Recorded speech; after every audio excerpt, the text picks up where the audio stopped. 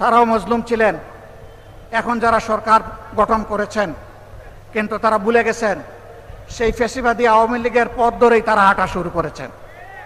সমাজের সব ক্ষেত্রে তারা বেপরোয়া নির্লজ্জ দলীয়করণ করে দুর্নীতিকে তারা জাতীয়করণ করতে যাচ্ছেন।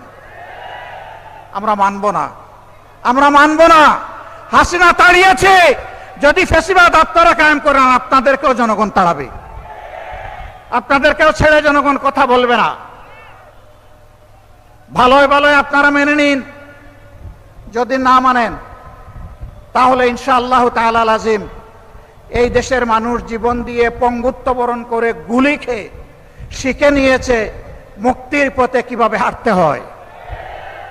আমরা আমাদের শহীদদের সাথে বেঈমানি করব না, জুলাই যোদ্ধাদের সাথে বেঈমানি করব না, 18 কোটি মানুষের সাথে বেঈমানি করব না।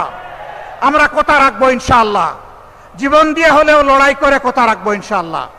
সেই লড়াই সিলেটবাসী আপনারা সাথে থাকবেন, থাকবেন সত্যি? আলহামদুলিল্লাহ, সেই লড়াইয়ের জন্য প্রস্তুত হন। ডাকার জন্য ডাক আসবে, গড়ে গড়ে সেই লড়াইয়ের দুর্গ গড়ে তুলতে হবে।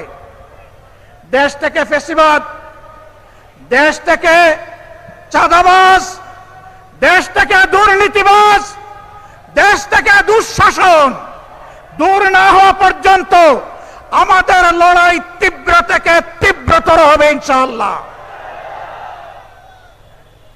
আমরা থামব না, মুক্তির মঞ্জিলে এই আন্দোলন না পৌঁছা পর্যন্ত ইনশাআল্লাহ আমরা থামব না।